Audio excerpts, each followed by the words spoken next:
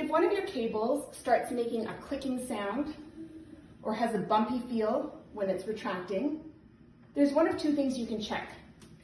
First, make sure the cable's not caught on this silver button. This can sometimes happen when we're moving the cable anchor from the platform back up to the frame. If you still hear a click or feel a bump, then the cable may not have wound up properly. So make sure the machine is on, but the weight is off, and you want to slowly pull out the cable as far as it will go, and let it retract and wind up slowly until you're all the way back in. And hopefully this will resolve the issue.